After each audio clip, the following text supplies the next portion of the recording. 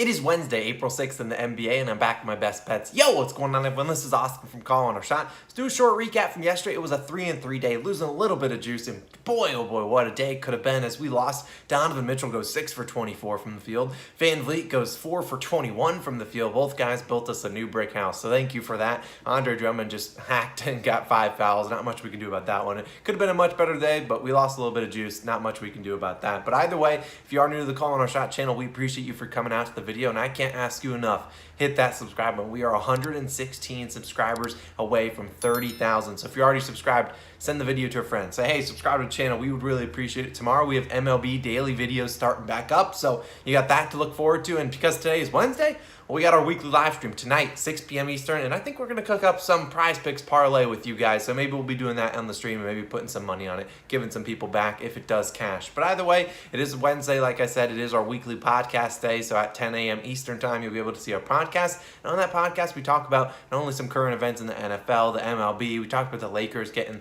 the boot from the playoffs, but we also talk about a couple changes you can expect from starting tomorrow for the Calling Our Shot channel. As a cliff notes, here are the changes at 7:30 a.m. You'll be able to see our daily NBA or MLB best bets video. Then at 9 a.m. roughly that will be our daily NBA best bets video. And then at 10 a.m. we have now partnered with OddsJam. We're gonna be doing an MLB parlay of the day article.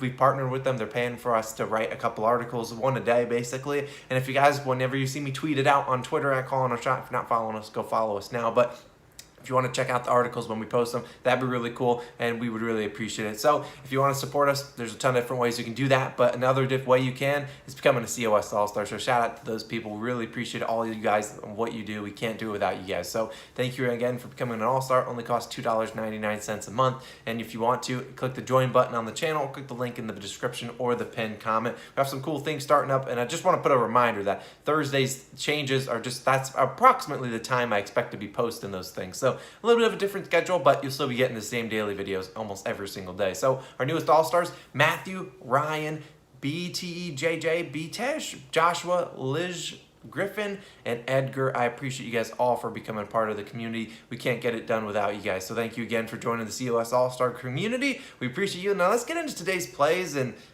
honestly, it kind of sucks. The slate is not very good, and this is a pain of doing it because my best bet of the day was going to be Kevin Durant's over in points. I'll put it as that, but as of right now, as of 6:35 a.m., I have exactly one player prop line, and that is Jason Tatum. And I don't really love his matchup today. I mean, they're playing the Bulls, and I don't really know what his line is. He's the only one. I think only like $1 or $2 had a Jason Tatum line, and that was it. So kind of stinks, but we'll update Durant's line down below in the pinned comment section, as well as any other play that we do had throughout the day. Now, I don't really care what Durant's line is because I don't imagine they send him to a 33.5 points line. I imagine his line is around 28 to 30.5 points, and I expect it to be probably 29.5 if I had to put my odds maker cap on. But still, we look at yesterday. Durant took the game off. I don't know what he was doing. He had 13 field goal attempts, 18 points. Obviously, it was a Kyrie Irving night. Zeus had 24 field goal attempts, scoring 42 points. Feels like they rested KD for tonight because KD played only 36 minutes. Well, that seems like a lot. He had been playing 40-plus minutes in 4 straight games. So tonight, it's KD night on ESPN in Madison Square Garden, taking on the New York Knicks. Now,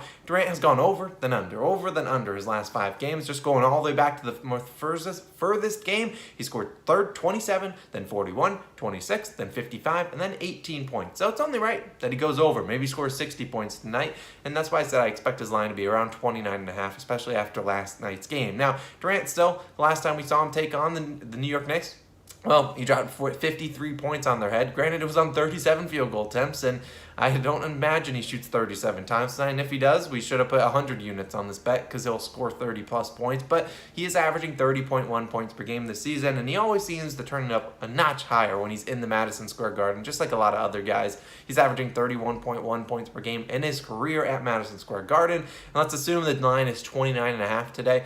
He's gone over that in 5 of 10 career matchups. Now, 4 of the 5 games he has gone under 30 points in Madison Square Garden. The man played 30, 28, 32, and 33 minutes. So I don't expect him to play that few of minutes. A lot of those games were either maybe his rookie year or maybe it was when he was with the Golden State Warriors and so on and so forth when they were just blowing him out. I don't think the Nets are going to blow out the Knicks in this one. The Knicks have been winning way too many games towards the end of the stretch to ruin our draft pick. That's what the Knicks do. But I think the Knicks can defend Kyrie Irving a little bit better put in a little bit of tough difficulties if he drives to the paint. The Knicks are a team that doesn't allow a lot of points in the paint, which is where Kyrie Irving gets a lot of his buckets. And so I like Kevin Durant. I like his over in points tonight. We'll update you down below in the pinned comment section with exactly the line we're going with. Now, since we don't have lines for player props, let's just talk about the rest of the games and kind of give you my thought process, maybe talk about a spread pick lean for those games, as well as a player prop that I'm looking for. So obviously these are leans. I'm not going to count them towards my official record, but there are different things that I am considering. So let's start with the Pistons Mavericks. This game is yucky, but I would pick the Mavericks minus 8.5 if I had to,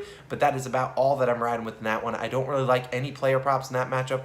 So I don't really want to force too much into that game because we look at the Pistons. They will play Cade Cunningham one game, then bench him in the first couple minutes. Then you got Killian Hayes. He'll play 40 minutes one night. Then you think, oh, he's going to play another 40 minutes. No, he plays 20 minutes the next one. So I have no desire to bet a Pistons player prop for the rest of the year. And the Mavericks, this game could be a blowout because of the Pistons matchups and whatever the Pistons are doing. So likely not going to have a player prop or even a play in that one. I'm going to avoid that game as far as I can. Now, moving on to the next game, Hawks versus Wizards. I do lean the Hawks minus the 10.5 points. Now, when I look at the Wizards team, they either win outright or they lose by double digits easily. We look at that. They beat the Timberwolves yesterday as 12-point underdogs, and congrats to them. They are on a back-to-back, so who knows if they rest anyone, but it's like I just don't know what the Wizards are doing. They either win or they absolutely get boat raced, and they're playing the Hawks at home today. The Hawks have been a very good team at home. I think they've won 3 straight games at home, so if they're going to win, they're probably going to blow out the Wizards, and so that's why I look at that one. Now, Trae Young and Clint Capella, I don't mind either of those guys double and a win,